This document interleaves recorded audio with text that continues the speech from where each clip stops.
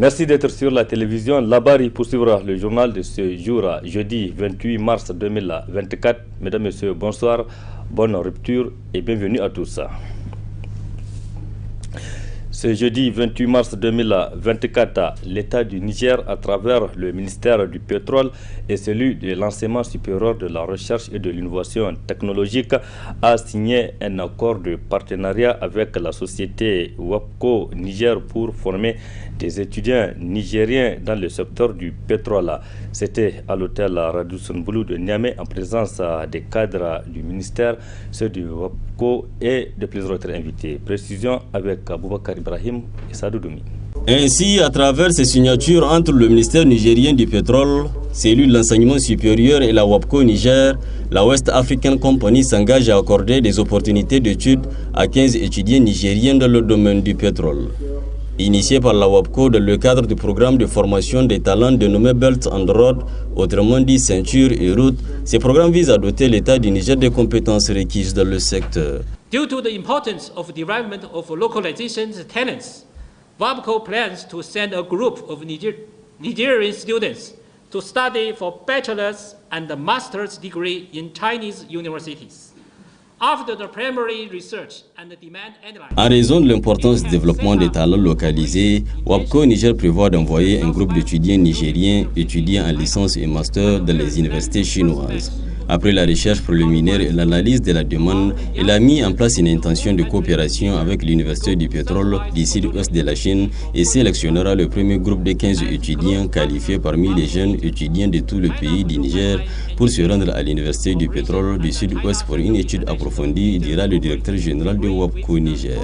Conceit of this program and actively participate in this program, deciding to sponsor 1 or 2 students together with WAPCO Niger to help creative talents in Niger.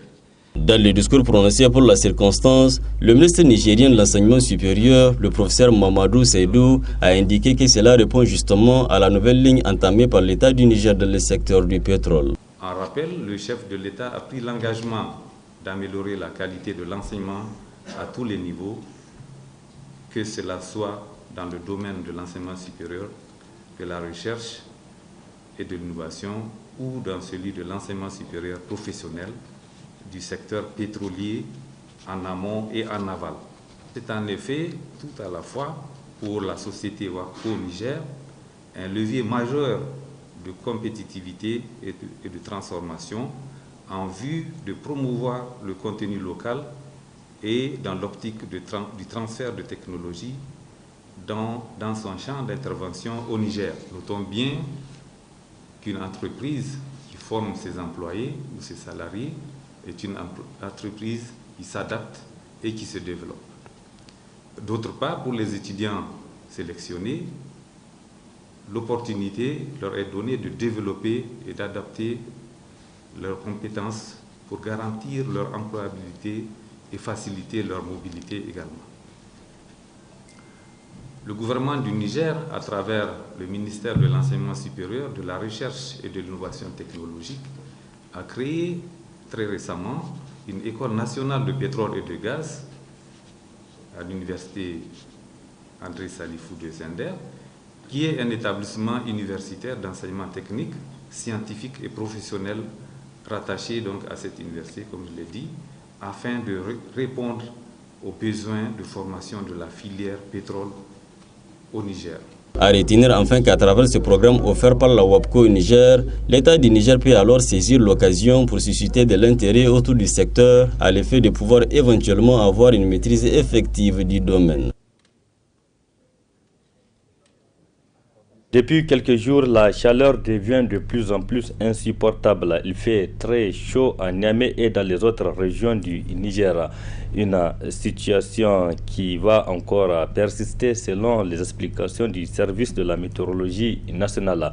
C'est pourquoi le directeur général de la météorologie nationale conseille aux Nigériens donc de prendre certaines dispositions pour se mettre à l'abri pendant cette période de jeûne. L'explication du directeur de la météorologie nationale, Kachalou Lawan Gaptia. Le début du mois de mars avait commencé avec une température assez forte. Et nous avions les 44 degrés déjà vers Tillabéri. À Niamey même, on avait enregistré 42 voire 43 degrés. Selon nos prévisions, cette année va être plus chaude que d'habitude. Donc on va s'attendre quand même à une température assez élevée. On peut avoir des températures assez élevées. Et pour les jeunes, il faut qu'ils prennent des mesures pour vraiment se protéger de cette chaleur-là. Et en quoi faisant, banalement, on peut rester à la maison ou bien rester souvent sous les arbres, mais surtout éviter de s'exposer au soleil. Même quand tu as ton travail au soleil, il faut te protéger des rayons solaires. Parce que les températures seront élevées, il faut le souligner, ça c'est évident. Parce que nous sommes en train d'aller, ce n'est pas que les températures sont en train de diminuer, non. Notre globe est en train, n'est-ce pas, de s'orienter directement vers le soleil, où les rayons vont être directs au mois d'avril-mai. Et dans la mesure où le carême va aller jusqu'à début avril, donc il va falloir faire très attention. Et vraiment, il faut se protéger les plus vulnérables également. Les enfants aussi, donc pour la déshydratation, il faut leur donner de l'eau, même s'ils n'en ont pas besoin. À partir de midi jusqu'en bas, disons même, maintenant c'est dans les temps, à partir de 11h jusqu'à 16h, 17h, il faut quand même se protéger beaucoup mieux, beaucoup plus. Et bien qu'en réalité, cette chaleur-là, vu son ampleur, il faut carrément se protéger tout le temps. Je crois que c'est la meilleure des choses. Nous sommes aujourd'hui au 18e jour du mois béni de Ramadan. Donc les fidèles sont à leur 18e journée de jeûne de Ramadan qui dure un mois. Dans notre rubrique Ramadan de ce jour, nous nous sommes intéressés au mérite du jeûne chez les musulmans. Précision avec Oustaza Ari Yakouba. Le mois tire son nom, Ramadan, de Ramadan ou Ramida, qui veut dire chaleur excessive. Du fait que le mois de Ramadan, allusion faite à la chaleur, qui quand elle tape le sol, elle brûle tout ce qui est dessus pendant la canicule. Le temps de canicule du moins. Donc, c'est comme ça que Ramadan vient brûler nos péchés. Il vient consumer tous les péchés que nous avons. Chaque nuit, à l'heure de la rupture, il y a des gens que Allah a franchis de l'enfer. Chaque nuit de Ramadan. Maintenant, cela est accentué à la dernière décade et surtout la nuit de Qadr. La nuit de Qadr, la nuit du destin. Allah subhanahu wa ta'ala a franchi des milliards ou des milliers de personnes de l'enfer. Et c'est ça, le prophète sallallahu alayhi wa sallam l'a dit, dès le début du mois, les portes de l'enfer, les 7 portes de l'enfer sont fermées. Et aucune d'elles ne sera ouverte jusqu'à la fin de ce mois. Les 7 portes de l'enfer sont fermées. Cela veut dire qu'il n'y a pas de possibilité pour entrer, pour ceux qui jeûnent ou ceux qui font l'effort de ce mois d'y entrer. Parce que Allah subhanahu wa ta'ala met les dispositions pour que les gens soient affranchis de l'entrée en enfer. Déjà le prophète nous dit, le jeûne est un bouclier. As-sawmu junna ka junnati ahadikum lil qital. C'est un bouclier contre toutes les passions, tout ce qui mène à l'enfer. Comme justement le bouclier du guerrier. Quand on envoie les flèches, il met le bouclier pour pouvoir se protéger, se parer de ces flèches-là, pour se protéger d'être atteint de ces flèches. Et c'est comme ça que le jeûne, il est un bouclier contre cela, contre l'enfer. De même, le prophète nous dit dans un hadith, Man sama yawman fi sabilillah azza wa jal zahzaha Allahu wajahu anin nari bidhalika al-yawm 70 kharifa ou kama qala sallallahu alayhi wa sallam. Le prophète nous dit, quiconque jeûne un seul jour fi sabilillah pour Allah, Allah subhanahu wa ta'ala l'éloignera de l'enfer de 70 années de marche. En cette période de jeûne de Ramadan, le poisson est très sollicité par les jeûneurs après la rupture. Dans le marché, ce produit est disponible. Les marchés de Niamey notamment sont approvisionnés en poisson auprès des pêcheurs des rives du fleuve Niger, à l'exemple de ceux du département de Saï que nos reporters Nefissa Yahaya et Ibrahim Abdou ont rencontré. Reportage. Avec une population de plus de 80 000 habitants, l'économie de la commune de Saï repose sur plusieurs activités, notamment la pêche. Une activité qu'exercent certains jeunes de la commune depuis plusieurs années. J'exerce ce métier depuis l'âge de 7 ans. Nous pêchons le poisson très tôt le matin et le soir au coucher du soleil. Grâce à cette activité, j'ai pu me marier et j'arrive à subvenir aux besoins de ma famille. Je peux gagner 10 000 à 20 000 francs par jour.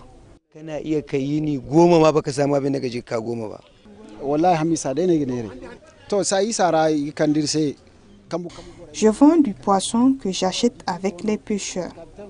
Grâce à ce commerce, j'arrive à nourrir ma famille.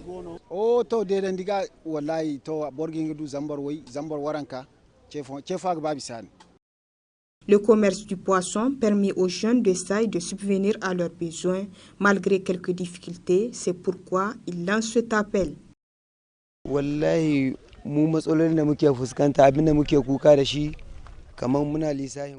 Avec la montée des eaux en cette période, le poisson se fait rare. Nous souhaitons que les autorités nous assistent parce que nous avons des difficultés. Avant, nous n'exerçons que la pêche. Mais aujourd'hui, nous sommes obligés de joindre avec l'agriculture.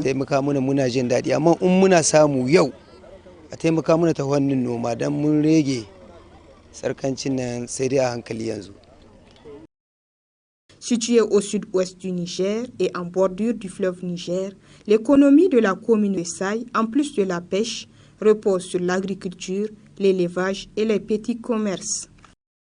Retour ici à Niamey.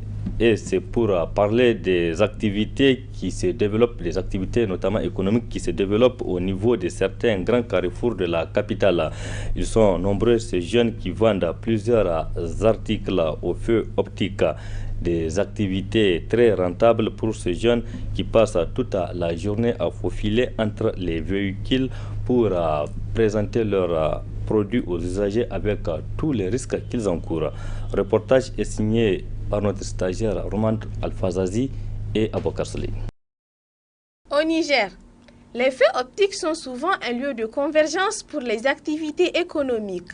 Les revendeurs ambulants aux artistes de rue, ces carrefours sont devenus des véritables espaces de commerce dynamique, dont les revendeurs des articles avec tous les risques liés à ces activités à ces endroits précis. Nongo, irginero lotisian, irginero motra turarian, ay kul kanday giti moti ginayan kulu irgineri. Ki ay kul ki gida motra irgineri. To gina yigi komando tenu ga kandirsi. Lotisai kala kala yanno. Cindai yigi funun da yudunusa, cindai monongu fono yigi funun da imkandai ingand parfenge. To wallahi sanda kan Appelle Ibrahim. Je vends de lotus, parfums ou autres articles de voiture. C'est auprès de grossistes que je prends ces articles pour les revendre ici au niveau des faits optiques. Par la grâce de Dieu, j'arrive à tirer mon épingle du jeu. Pour le moment, je ne suis pas marié, mais grâce à cette activité qui est vraiment rentable, j'arrive à économiser pour, dans l'avenir, fonder un foyer. Irgo sabu irkoisi zama irgo gir murade feri ara kirgaba murade kai irgaba irko gogi tersi irgo sabu irkoisi wallahi motanka afon igubor ezite afon mogon ise ezite oh irko dayno gogir ndey kulu hallasi. Ainsi, ces derniers surgissent de toutes parts pour proposer une variété de produits et services. Dès que le feu passe au rouge, ces jeunes vendeurs prennent les véhicules en sandwich. Ils profitent de l'opportunité d'atterrir les les clients potentiels coincés dans les embouteillages pour faire leurs ventes et gagner de quoi subvenir à leurs besoins. Un message lancé pour les jeunes qui sont au chômage. Dès que le feu rouge s'annonce, je me précipite pour faufiler entre les véhicules pour laver les vitres. Il y a d'autres qui trouvent ce travail dégradé.